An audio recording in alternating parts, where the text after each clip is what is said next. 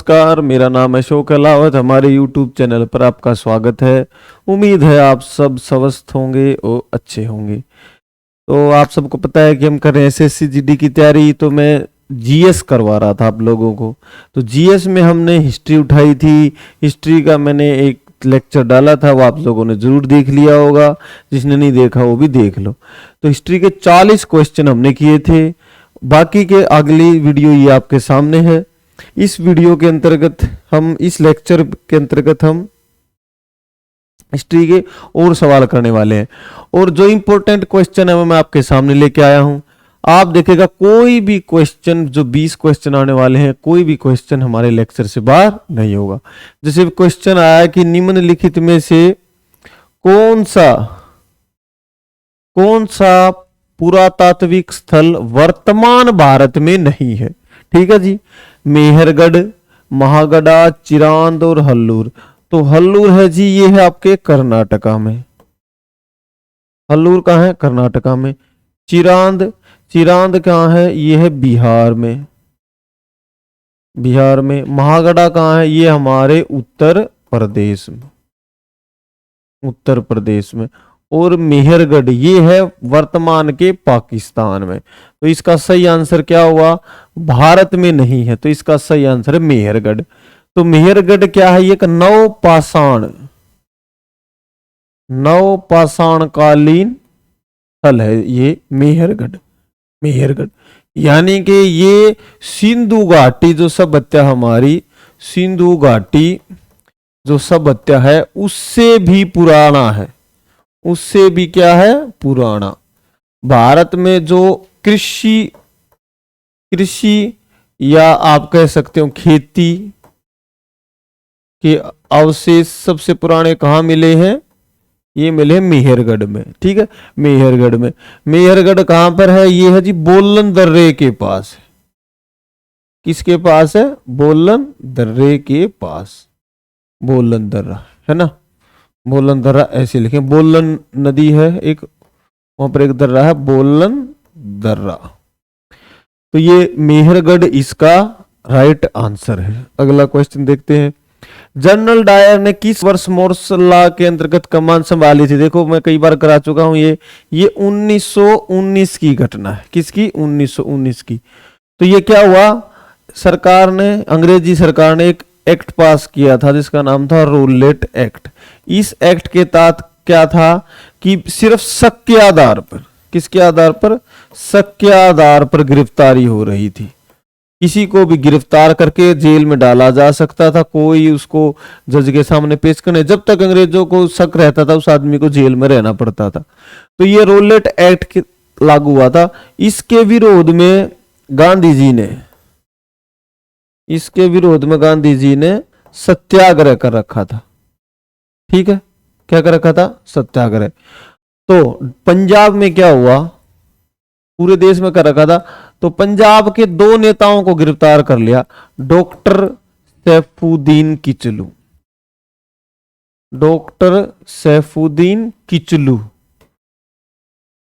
और डॉक्टर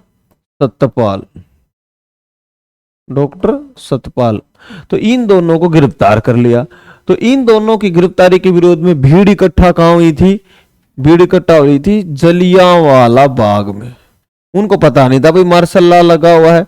तो जलियांवाला बाग में इकट्ठा हुई थी। तो वहां पर पहुंचा जनरल डायर ने बिना किसी को वार्निंग दिए या कहे भाई घर चले जाओ, मार्शल लॉ लगा हुआ है, अंधाधुंध गोलियां चलाई गई और बहुत से बेकसूर लोग मारे गए। ये 1919 की घटना है। 13 अप्रैल 1919 की। मौर्योत्तर काल का मतलब समझते आप?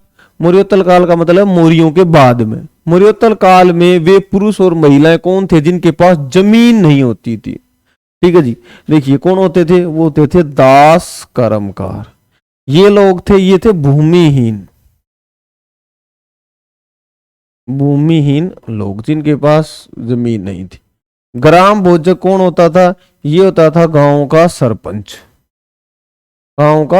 ये वंशानुगत होता था, है ना, वंशानुगत पद होता था। गृहपति कौन होता था? ये होते थे छोटे किसान, छोटे किसान गृहपति। ठीक है, तो ये दास कर्मकार थे जिनके पास कोई जमीन नहीं होती थी। फरवरी में महात्मा गांधी ने असहयोग आंदोलन को वापस लेने का निर्णय लिया। कब की घटना है? ये है 1922 की। क्या हुआ? 5 फरवरी 1922 की घटना है ना। सॉरी, असहयोग आंदोलन चल रहा था। ये आप बहुत इंपॉर्टेंट टॉपिक है किसी भी एग्जाम के लिए, है ना, तो जीडी में भी आ सकता है। तो असहयोग आंदोलन चल रहा था, लेकिन 5 फरवरी 1922 को बिहार में, यूपी में एक जगह है चोरी चोरा। चोरी चोरा में क्या हुआ? हिंसक भीड़ ने 22 पुलिस वालों को, है ना, 22 कोप्स पुलिस वाले, उनको जिंदा जला दिया, है ना।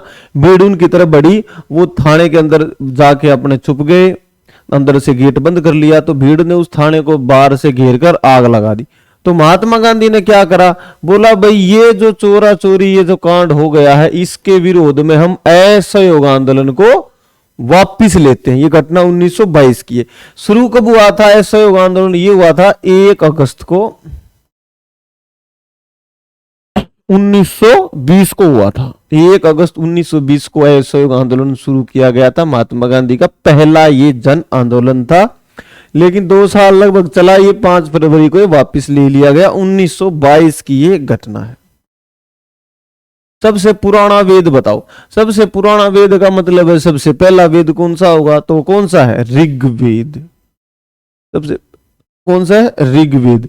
ऋग्वेद में क्या है? कितने मंडल हैं? 10 मंडल है, यानी कि 10 किताब या 10 चैप्टर है इसमें, 10 मंडल।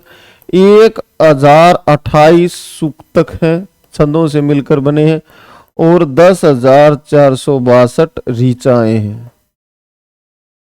ठीक है, ऋग्वेद के बारे में बताऊं आपको, तो जो तीसरा मंडल है ना,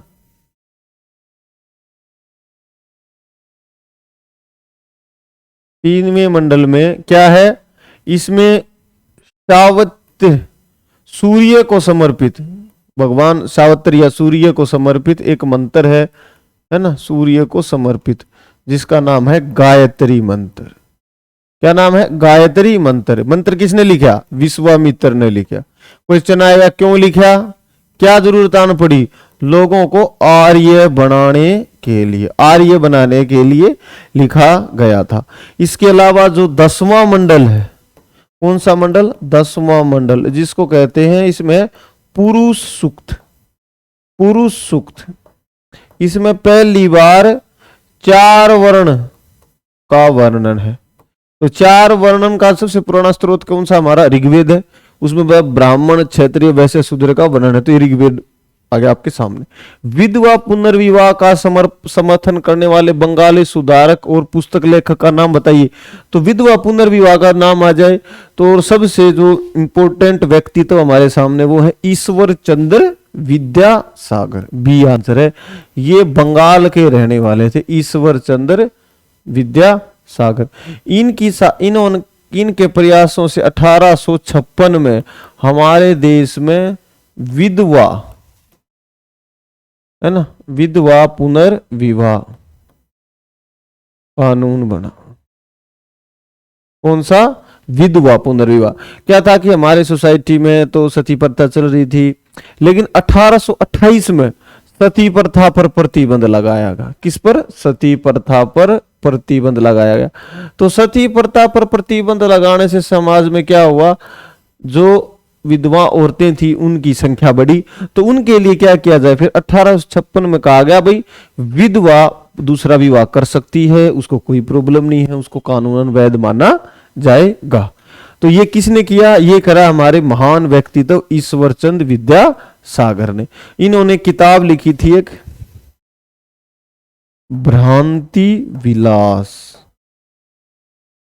कौन सी किताब लिखी थी? भ्रांति विलास। समाज की बुराइयों से लड़े ईश्वरचंद विद्यासागर। और देख लो 1856 की 1857 की क्रांति से 1 साल पहले इन्होंने ये कानून पास करवाया। मैगस्थनीज के अनुसार पाटलिपुत्र में कितने द्वार थे, ये बहुत इंपॉर्टेंट है। मैगस्थनीज ये थे 64 द्वार थे। आपको पता है मैगस्थनीज कौन था, ये यूनानी सेलूकस निकेटर का राजदूत था। ठीक है, किसके दरबार में रहता था ये, चंद्रगुप्त मौर्य के दरबार में रहता था। चंद्रगुप्त मौर्य, दहेज में मिला था ये हमें। अच्छा, इसने कौन सी किताब लिखी, इंडिका। कौन सी किताब लिखी, इंडिका। इसने बताया कि भारतीय समाज 7 भागों में बटा हुआ है। कितने, 7 भागों में या 7 जातियों में बटा हुआ है। इसके अनुसार जैसे इसने कहा कि कोई दार्शनिक है, कोई योद्धा है, कोई किसान है, कोई चरवाहा है, कोई पार्षद है, इस तरह। और इसने एक बात बताई थी कि कोई दास नहीं है, कोई दास नहीं है। मतलब पश्चिम में जैसी दास की परिभाषा थी वैसा वाला इसको नहीं मिला। तो मैगस्थनीज के अनुसार पाटलिपुत्र में कितने द्वार थे, 64 द्वार थे पाटलिपुत्र में। पाटलिपुत्र शहर किसने बताया, बसाया, बताओ भाई। पाटलिपुत्र, पाटलिपुत्र शहर किसने बसाया, ये बसाया हर्यक वंश के राजा उदयन ने। ठीक है, उदयन ने। गंगा और सोन के संगम पर है ये। किसके, गंगा और सोन के संगम पर पाटलिपुत्र उदयन ने बसाया था ये शहर। इसकी राजधानी भी बनाया बाद में इसको। एक प्रसिद्ध आदिवासी नेता थे वीर लखन नायक। भारत छोड़ो आंदोलन में उन्होंने भाग लिया और 1983 में अंग्रेजों द्वारा उन्हें फांसी दे दी गई। तो कहां के रहने वाले थे ये रहने वाले थे अपने उड़ीसा के। कहां के रहने वाले थे, उड़ीसा के वीर लखन नायक। देखिए जी, क्विट इंडिया मूवमेंट चल रहा था। कौन सा, क्विट इंडिया मूवमेंट। इसी समय इन्होंने भाग लिया लखन नायक ने, वीर लखन नायक। ठीक है, ये क्या थे, बिहार में कोरापुट, कोरापुट कांग्रेस कार्यक्रम था, है ना, कार्यक्रम, उसमें इन्होंने हिस्सा लिया और अंग्रेजों के खिलाफ लड़े। तो वीर लखन नायक ये उड़ीसा के थे। ठीक है, कौन सी जनजाति के थे ये, भूइयां, भूइयां जनजाति से रिलेट करते थे। वीर लखन नायक भूइयां जनजाति के थे। क्विट इंडिया मूवमेंट में भाग लिया, है ना, देश के लिए कुछ करा, लड़ा। क्विट इंडिया मूवमेंट में कहां के रहने वाले थे, उड़ीसा के। कोरापुट कांग्रेस कार्यक्रम में भाग लिया और फांसी हो गई। भगवान महावीर ने किस वर्ष की आयु में घर छोड़ दिया और ज्ञान की तलाश में एक जंगल में रहने चले गए थे, बताओ भाई, क्यों चले गए जंगल में, कौन सी आयु थे, 30 वर्ष के थे। कौन से वर्ष, 30 वर्ष के थे। कौन, भगवान महावीर। तो आप लोग पूछे भाई भगवान महावीर के बारे में अगर हम कुछ इंपॉर्टेंट बातें जो एग्जाम में आ सकती हैं, तो भगवान महावीर कौन थे, सबसे पहले तो पापा का नाम, इनके पिता का नाम था सिद्धार्थ, है ना, और पिता। माता जी कौन थी, माता जी थी त्रिसरा, त्रिसला। किस वंश के थे, इक्ष्वाकु, इक्ष्वाकु वंश के थे।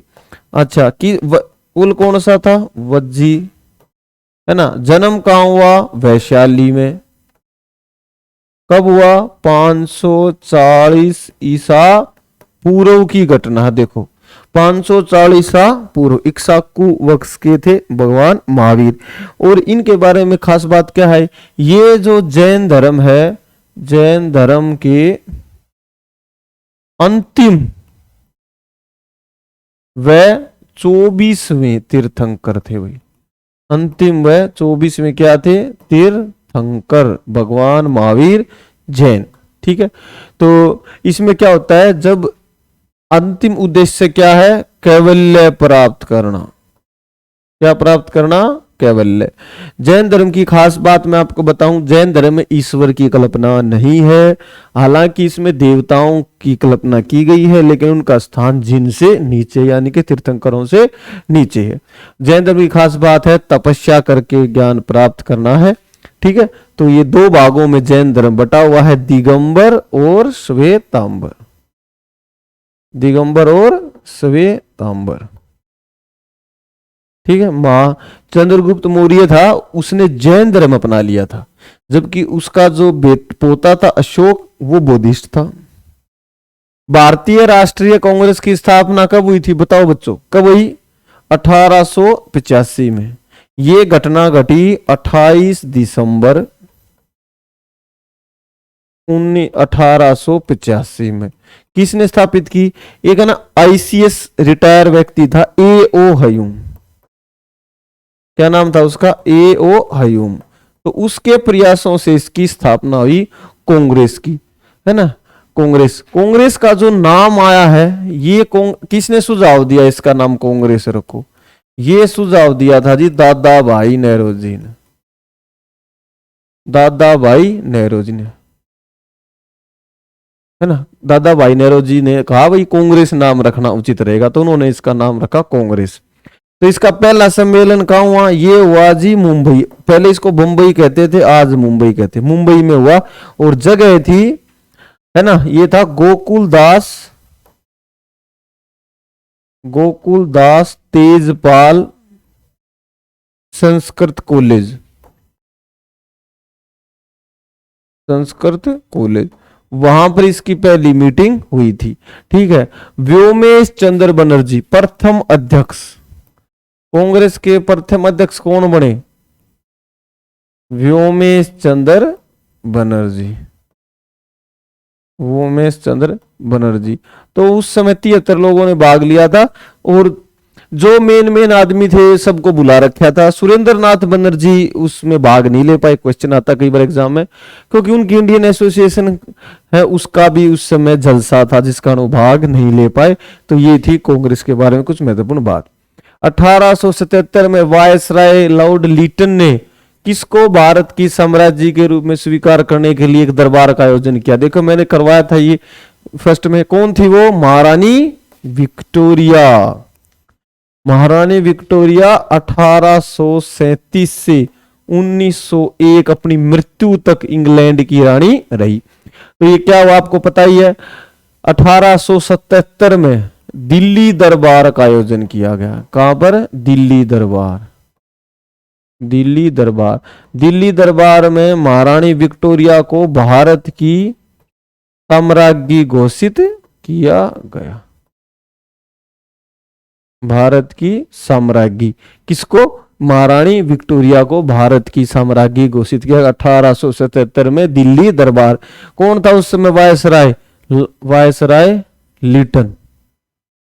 मोठ की मस्जिद को किस शासन के शासनकाल में बनाया गया था? ये था जी सिकंदर लोदी के काल में बनाया गया था। ये दिल्ली में स्थित है।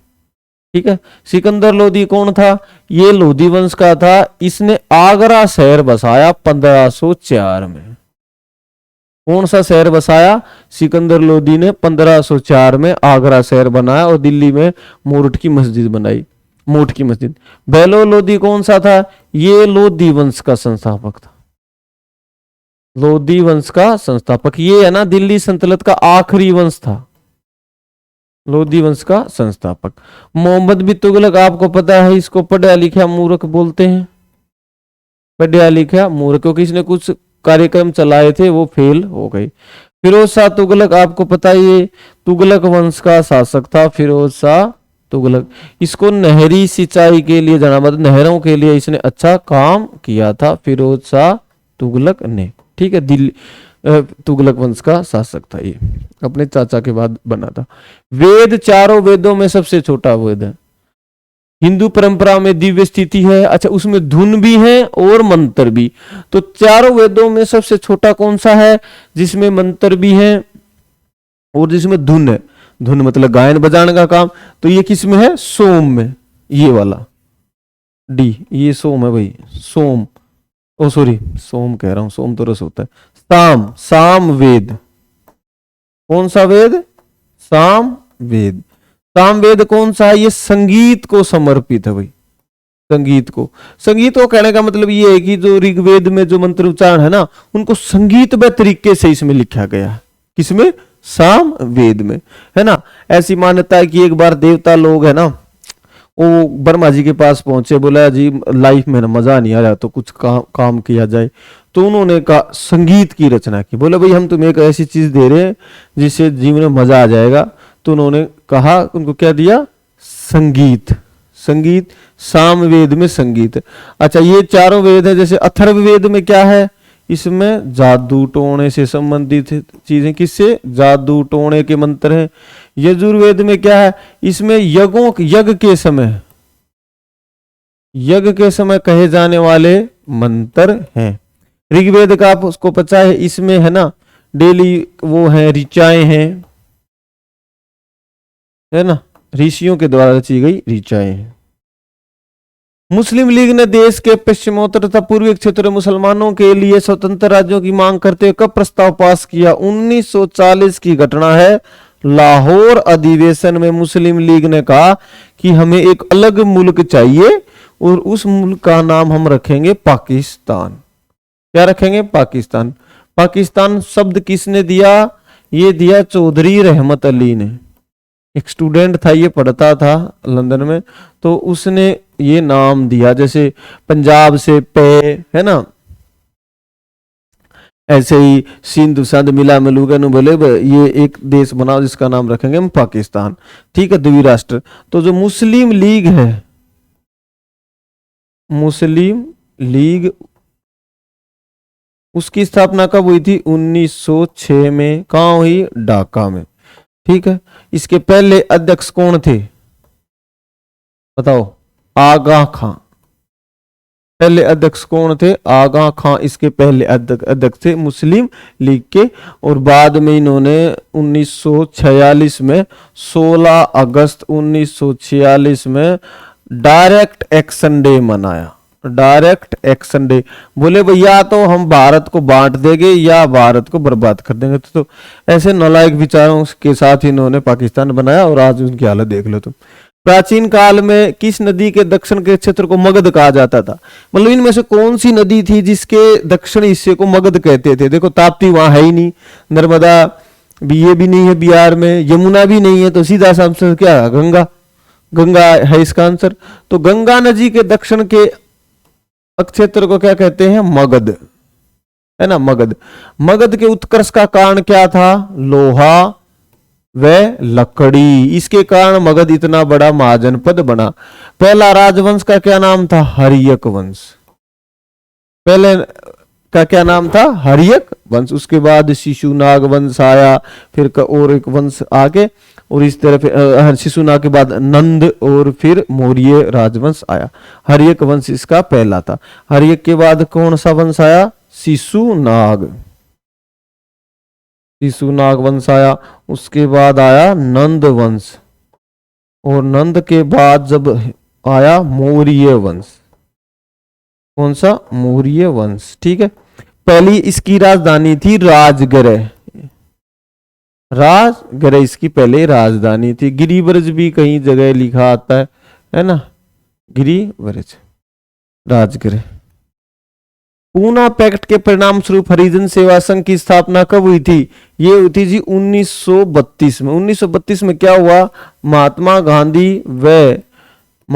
गांधी व डॉक्टर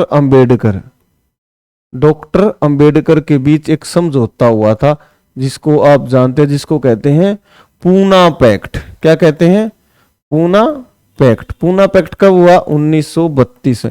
इसके तहत महात्मा गांधी ने क्या हुआ? महात्मा गांधी ने कहा भाई अब हम देखो सविनय विज्ञान आंदोलन तो हम वापिस ले लिया। तो उसके बाद महात्मा गांधी ने एक लीग बनाया जिसका नाम था अस्पृश्यता। बोले हम है ना कुछ रचनात्मक काम करेंगे, तो उन्होंने अस्पृश्यता विरोधी लीग बना रखी थी। इसके अध्यक्ष कौन थे? घनश्याम दास बिड़ला। बिड़ला, टाटा बिड़ला वाला बिड़ला, है ना। बाद में इसका नाम बदल कर रख दिया गया हरिजन सेवा संघ, कि हम है ना दलितों के उद्धार के लिए काम करेंगे, जो अस्पृश्य जातियां मानी गई हैं उनको मुख्य धारा में शामिल करेंगे। तो ये 1932 में पूना पैक्ट का परिणाम था। चोरी चोरा की घटना किस आंदोलन के दौरान हुई? अभी हम कर चुके हैं, ये हुई थी भारत छोड़ो आंदोलन के दौरान। भारत छोड़ो कह रहा हूं, असहयोग। दिमाग पता नहीं कहाँ। असहयोग आंदोलन के दौरान ये घटना घटी थी 5 फरवरी 1922 को। चोरी चोरा है ना, भीड़ ने एक पुलिस थाने को जला दिया था, 22 पुलिसकर्मी मर गए थे। तो महात्मा गांधी ने बोला भाई तो हिंसा हो रही है, तो असहयोग आंदोलन उन्होंने वापिस ले लिया। तो चोरी चोरा याद रखना, ये असहयोग आंदोलन वापिस लिया था। क्विट इंडिया, ये सविनय अवज्ञा आंदोलन कब वापिस लिया, ये हुआ था गांधी इरविन समझौता। गांधी इरविन समझौता हुआ था ये, तब ये वापिस लिया था। और चंपारण आंदोलन ये तो सफल हो गया था, आपको पता है 1917 में घटी थी ये घटना। और क्विट इंडिया मूवमेंट में तो अंग्रेज यहां से भागी गए थे। निम्नलिखित में से कौन सा वेद सबसे पुराना है, अभी मैं बता चुका हूं ऋग्वेद। ऋग्वेद सबसे पुराना है, 10 मंडल है ना, बार बार बता रहा हूं। 1028 सूक्त हैं, छंद से मिलकर सूक्ति बनती है, उनको सूक्त बोलते हैं। और 10,462 ऋचाएं हैं।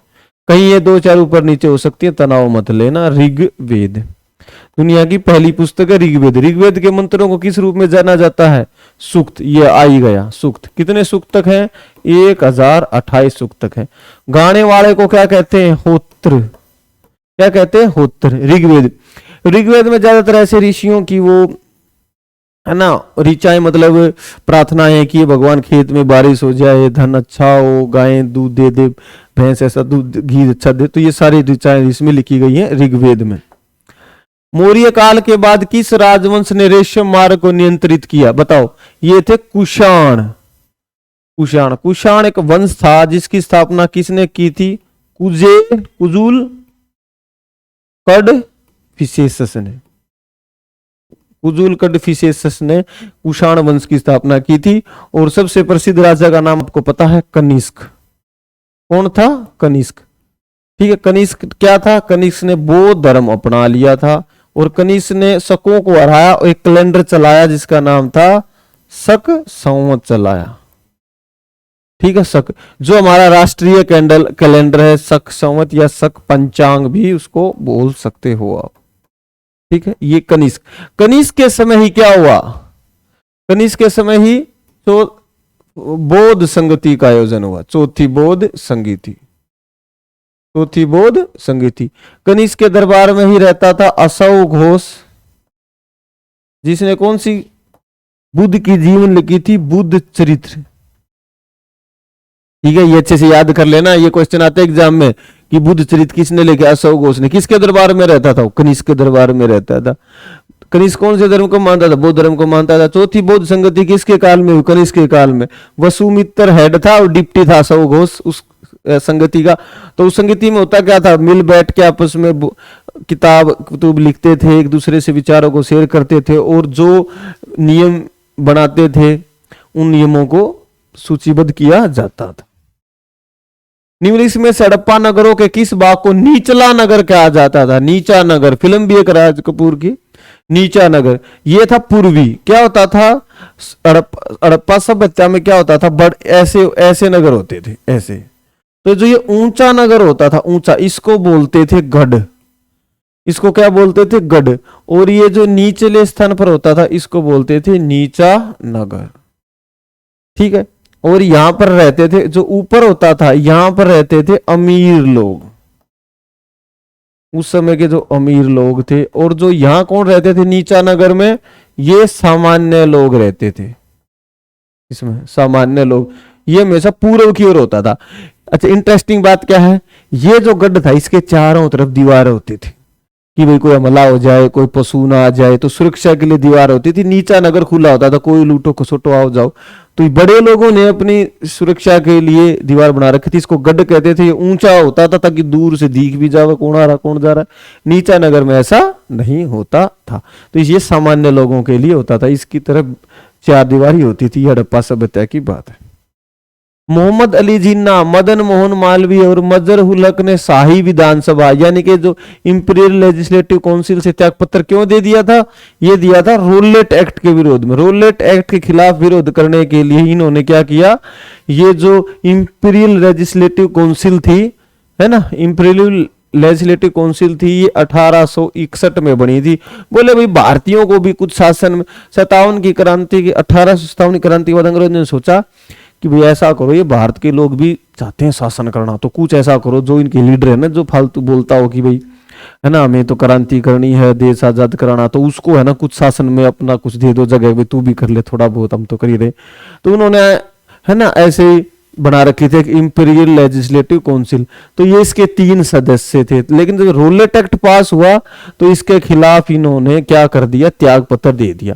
क्योंकि रोलेट एक्ट क्या कहता था, भाई शक के आधार पर किसी को पकड़ के जेल में डाल देंगे वो, है ना, आप कुछ नहीं कर सकते, जब तक आप पे शक रहेगा आप अंदर रहेंगे। बताओ इतना काला कानून था, रोलेट एक्ट था ये।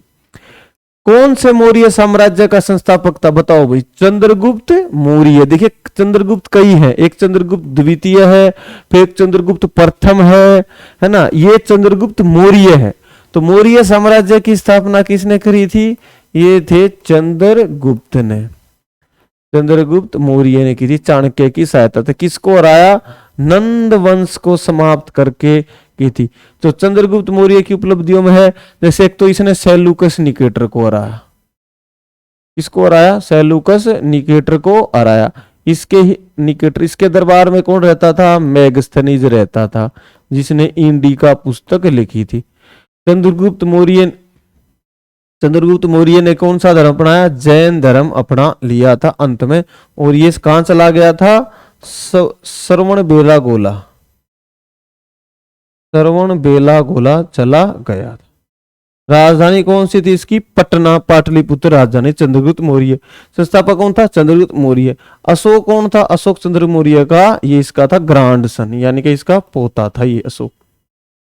ब्रिटिश औपनिवेशिक शासन के तहत भारत की अर्थव्यवस्था मूल रूप से कृषि से अप्रत्यक्ष या अप्रत्यक्ष रूप से कितने प्रतिशत आजीविका प्राप्त करती थी, ये थी 85%। देखो जो देश जितना ज्यादा कृषि पर निर्भर रहता है वो देश उतना ही पिछड़ा रहता है, क्योंकि देश का विकास उद्योगों से होता है। तो जब ब्रिटिश शासन था हमारे देश में, जब ब्रिटिश ईरा था, ब्रिटिश युग था, तो उसमें 85% है ना, भारत की अर्थव्यवस्था कृषि से कितनी आजीविका प्राप्त करती थी, 85%। वर्तमान में जीडीपी का कितना योगदान है, खेती का जीडीपी में कितना योगदान है, 17%। कितना योगदान है, 17%, है ना। तो अच्छी बात है, ये घट रहा है ना, लोग और काम कर रहे हैं। योगदान कितना है, 17%। और कितने परसेंट लोग काम करते हैं, 56%, जो कि बहुत ज्यादा है। 56% लोग मिलकर 17 रुपए कमा रहे हैं, बताओ। बाकी है ना, तो कृषि से हटकर हमें सरकार कहती है तो कृषि को भी लाभदायक बनाया जाए, या फिर कृषि से हटकर उद्योग धंधों में, सेवा क्षेत्र में, है ना, विनिर्माण क्षेत्र में लोगों को लगाया जाए। निम्नलिखित में से किस सत्याग्रह का नेतृत्व डॉक्टर अंबेडकर ने किया था, देखो खेड़ा सत्याग्रह का नेतृत्व कौन थे उस समय, गांधी जी इसको संभाल रहे थे, है ना, और वो भी थे इसमें वल्लभ भाई पटेल। कानपुर, महाड़, व्यक्तिगत, तो इन तीनों में से कौन आएगा, यह महाड़ सत्याग्रह, डॉक्टर अंबेडकर। ठीक है, ये घटना है भाई 1927 की, एक जगह है महाड़, है ना, कहां पर है ये, महाराष्ट्र में है। तो वहां पर क्या था, ये एक तरह का डॉक्टर अंबेडकर का सविनय अवज्ञा आंदोलन इसको बोल सकते हैं। क्योंकि उस समय क्या था, जो सार्वजनिक तालाब है या टैंक है, वहां पर कोई भी पानी पी सकता था, लेकिन कुछ समाज के कुछ लोगों ने बना रखा था भाई जो दलित समुदाय है या जो अस्पृश्य मानने वाली जातियां हैं वो सार्वजनिक स्थानों पर पानी नहीं पी सकती। तो डॉक्टर अंबेडकर ने कहा कि भाई देखिए, हमें इसलिए नहीं आए कि हम यहाँ पर कोई विशेष अधिकार चाहते हैं, हम केवल ये चाहते हैं कि जो जगह सार्वजनिक है, यानी कि जहां पर कोई भी व्यक्ति पानी पी सकता है, वहां पर हमें भी पानी पीने का अधिकार दिया जाए। कहने का अर्थ ये कि वो बराबरी का अधिकार मांग रहे थे। तो ये महाड़ सत्याग्रह किया था डॉक्टर अंबेडकर ने 1927 में, और ये घटना घटी 20 मार्च को। इसलिए भारत में 20 मार्च को सामाजिक अधिकारिता दिवस मनाया जाता है, अधिकारिता दिवस। सामाजिक अधिकारिता दिवस मनाया जाता है। भाई समाज में सबको बराबरी का अधिकार मिलना चाहिए, तो 20 मार्च को यह दिवस मनाया जाता है। कौन वज्जी महाजनपद की राजधानी थी? बताओ भाई। वज्जी जनपद की अभी मैंने बताया, ये थी वैशाली। तो आप लोगों को याद होगा बौद्ध एक काव्य है अंगुत्तर निकाय। क्या नाम है? अंगुत्तर निकाय। अंगुत्तर निकाय ये कहता है कि ईसा से 6 शताब्दी पहले 16 महाजनपद थे हमारे देश में। कितने महाजनपद थे? 16, जिसमें सबसे ताकतवर बन के उधरा मगध, है ना। जैसे गंधार था, जहां की गांधारी रहने वाली थी, है ना। इधर अपना मगध था, है ना। तो ऐसे ऐसे करके एकमात्र जो दक्षिण में गोदावरी नदी के तट पर दक्षिण में स्थित महाजनपद कौन था? बिल्कुल साउथ में, दक्षिण में, उसका नाम था अश्मक। उसका नाम था अश्मक। एकमात्र जनपद, महाजनपद जो साउथ भारत में आता था, उसका नाम था अश्मक। ठीक है, ये अश्मक नाम कई बार आ सकता है। वज्जी के वो अपने रहने वाले थे, इनका क्या नाम था? भगवान महावीर चैन। ठीक है, इनकी राजधानी थी वैशाली। मगध की पाटलिपुत्र। ईस्ट इंडिया कंपनी ने इंग्लैंड की महारानी एलिजाबेथ प्रथम ने एक चार्टर प्राप्त किया। कब? ईस्ट इंडिया कंपनी ने इंग्लैंड की महारानी एलिजाबेथ प्रथम से एक चार्टर प्राप्त किया और पूर्व के साथ व्यापार करने का अधिकार प्राप्त किया। ये घटना है 1600 की, है ना। 31 दिसंबर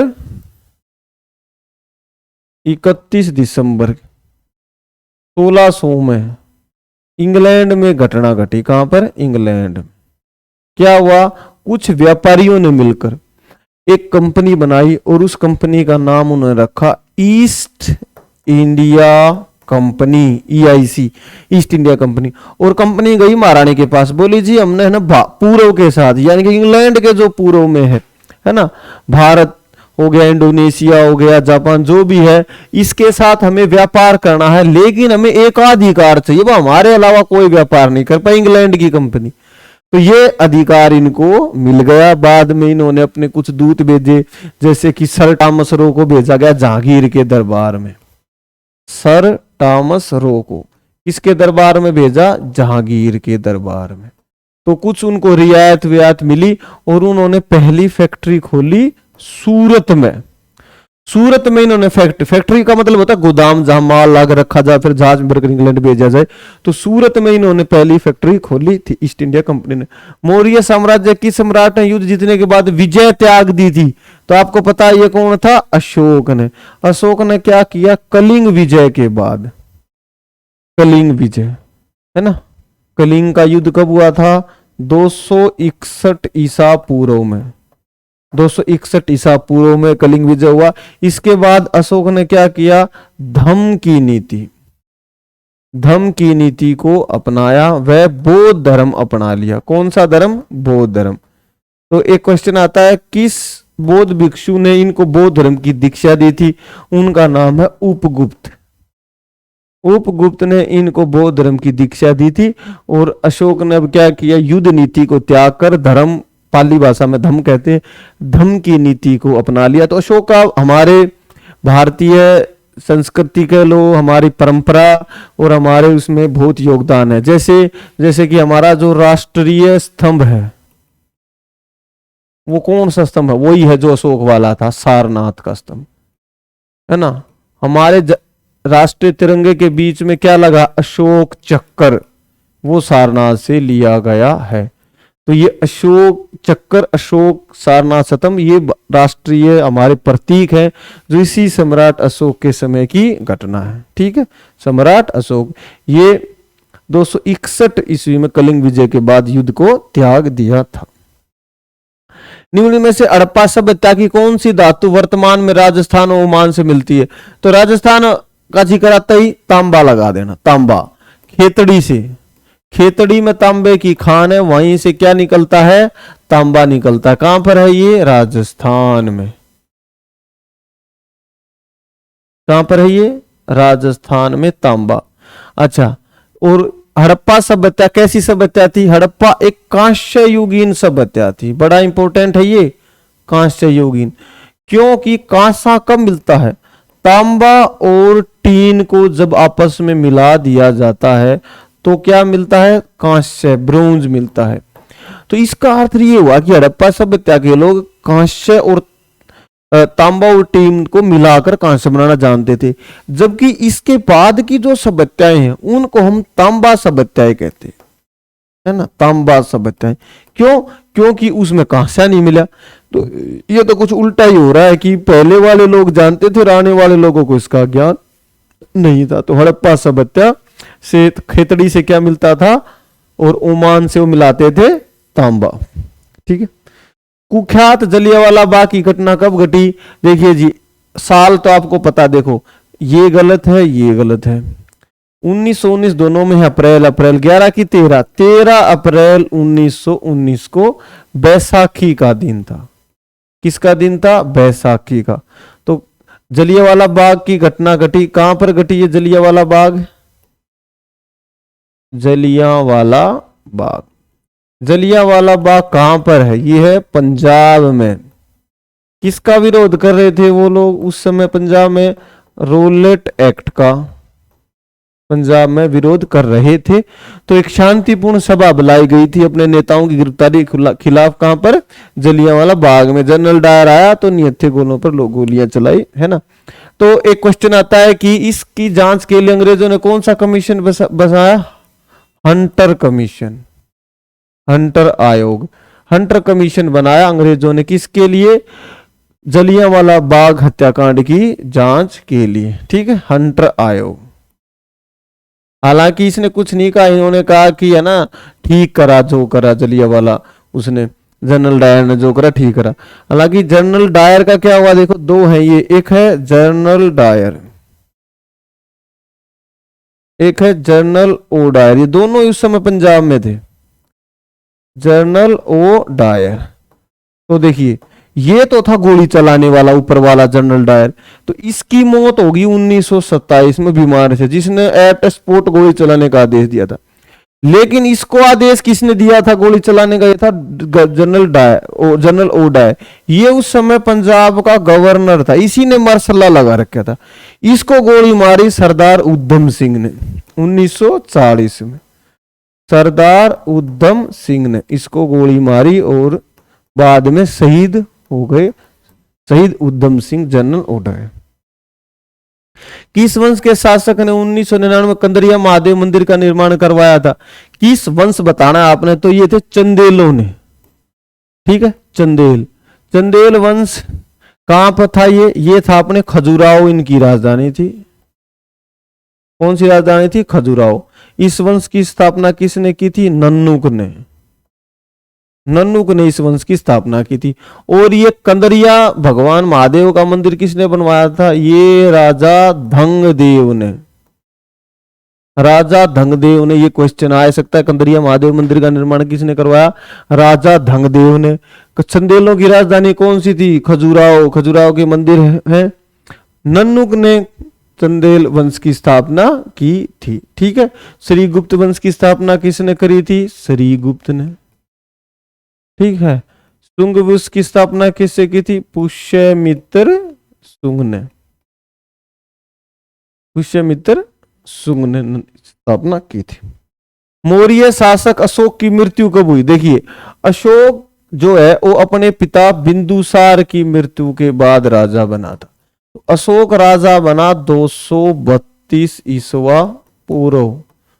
ठीक है, ओ सॉरी 268 से, 268 ईसा पूर्व, है ना। और मरा कब वो? 232 ईसा पूर्व। यानी कि वो 268 से 232 तक राजा रहा। तो 232 का ये रहा, है ना, अशोक। मौर्य सम्राट अशोक कलिंग विजय के बाद उसने धम्म की नीति को अपना लिया था। वो राजा बना था 268 में। राजा बनने से पहले वो उज्जैन का गवर्नर था। उसके बाद तक्षशिला में विद्रोह भड़क उठा तो वहां पर सुसीम को भेजा गया था सम्राट, ये क्या नाम है, बिंदुसार द्वारा। लेकिन सुसीम विद्रोह को दबा नहीं पाया तो वहां पर फिर अशोक को भेजा गया। अशोक ने विद्रोह को दबा दिया, तो योग्य शासक था। तो अशोक 232 में डेथ हुई थी। महात्मा गांधी जनवरी की किस तारीख किस साल को भारत लौटे थे, बताओ भाई। महात्मा गांधी 9 जनवरी 1915 को भारत लौटे थे, ये रहा। ठीक है, 1893 में कहां गए थे, दक्षिण अफ्रीका गए थे। तो वहां पर रंग भेद और भारतीयों के खिलाफ जो नस्ल भेद होता था उसके खिलाफ लड़े। उसके बाद 1915 में भारत लौटे और 9 जनवरी को भारत में प्रवासी दिवस मनाया जाता है।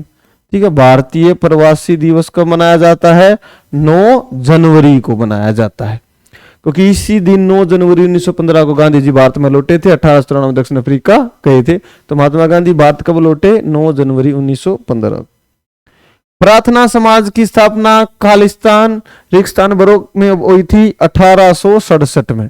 ये 1867 की घटना है भाई। तो प्रार्थना समाज की स्थापना कहाँ हुई, सबसे पहले तो ये हुई है बॉम्बे में, जिसको आज मुंबई कहते हैं। किसने की, आत्माराम पांडुरंग, आत्माराम पांडुरंग। इसके 2 दोस्तों ने इसकी मदद की। ठीक है, एक तो है आरसी